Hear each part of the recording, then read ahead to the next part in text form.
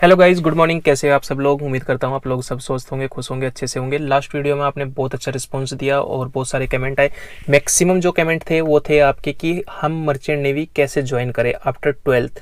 तो आज हम डिस्कस करेंगे आफ्टर 12th आप मर्चेंट नेवी कैसे ज्वाइन कर सकते हो डेक डिपार्टमेंट में। मैंने आपको लास्ट वीडियो में बताया था, आपको याद होगा कि शिप के ऊपर 3 डिपार्टमेंट होते हैं।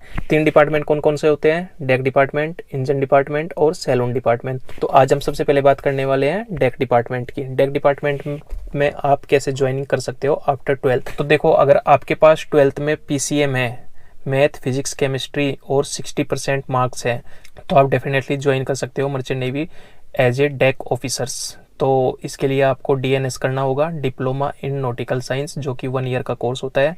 और दूसरा तरीका है कि आप सेम यही चाहिए, पीसीएम चाहिए 60% के साथ 12th में, तो आप कर सकते हो बीएससी नॉटिकल साइंस, जो कि 3 साल का कोर्स होता है। उसके बाद 1 ईयर का कोर्स करने के बाद, 1 साल का 1 ईयर का कोर्स करने के बाद भी आप शिप के ऊपर जाओगे, ज्वाइनिंग शिप के ऊपर ज्वाइनिंग करोगे, 18 महीने की ट्रेनिंग होगी आपकी। और बीएससी नॉटिकल साइंस करने के बाद भी आप शिप में जाओगे 3 साल के बाद, और वो होगी आपकी 6 महीने की ट्रेनिंग।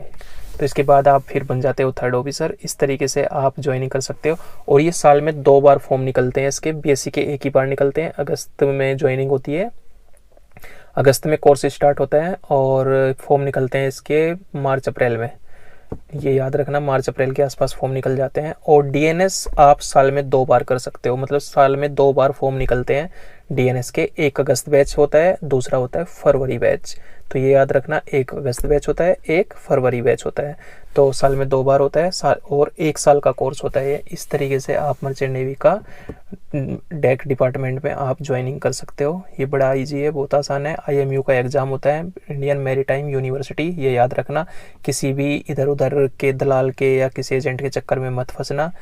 प्रॉपर अच्छे से इंस्टीट्यूट से आप अगर डीएनएस करते हो, बीएससी नॉटिकल साइंस करते हो, डेफिनेटली जॉब मिलेगी, ये गारंटी मेरी है। आप अगर अच्छे वाले कॉलेज से, अच्छे इंस्टीट्यूट से आप अगर कोर्स कर रहे हो, तो आपको जॉब डेफिनेटली मिलेगी, 100% मिलेगी। ऐसे वैसे कॉलेज से बिल्कुल भी करने की जरूरत नहीं है, आपका पैसा फंस जाएगा। मतलब कर तो लोगे, ठीक है, डीएनएस हो जाएगा, डिग्री मिल जाएगी आपको, डिप्लोमा मिल जाएगा, लेकिन बाद में आपको जॉब के लिए भटकना पड़ेगा, ये याद रखना। तो अच्छे से कॉलेज से करना। और अगर आप स्पॉन्सरशिप ले ले तो एक तरीका होता है, कंपनी के अलग अलग कंपनी की स्पॉन्सरशिप फॉर्म निकलते हैं, आप उनको फिल करो, उनका एग्ज़ाम दो, इंटरव्यू दो, उसके बाद आप सीधे डायरेक्ट स्पॉन्सर कंपनी कर लेती है आपको। और उसके बाद आप डीएनएस कहीं से भी कर सकते हो 1 साल का। वो कंपनी आपको बताएगी कि कौन से कॉलेज से आपको, कौन से इंस्टीट्यूट से आपको डीएनएस करना है। और 1 साल के बाद फिर वो आपको ऑटोमेटिकली बुला लेगी अपने आप से, अपने शिप में, अपने अंडर में आपको, आपसे वो काम करवाएगी।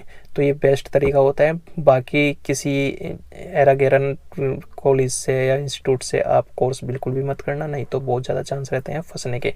दूसरा, डेक डिपार्टमेंट में ही आप कैसे जा सकते हो? अगर आपने 10th किया हुआ है, तो 10th के बाद थोड़ा सा अलग प्रोसीजर हो जाता है। 10th के बाद आप कर सकते हो जीपी रीडिंग का कोर्स। जीपी रीडिंग का कोर्स 6 मंथ का होता है, बहुत सारे इंस्टीट्यूट करवाते हैं इंडिया के अंदर। फेंक इंस्टीट्यूट से बच के रहना, जो कि जीपी रीडिंग के नाम पे आपको ओपन सीडीसी पकड़ा देते हैं हाथ में, तो उन लोगों से बच के रहना।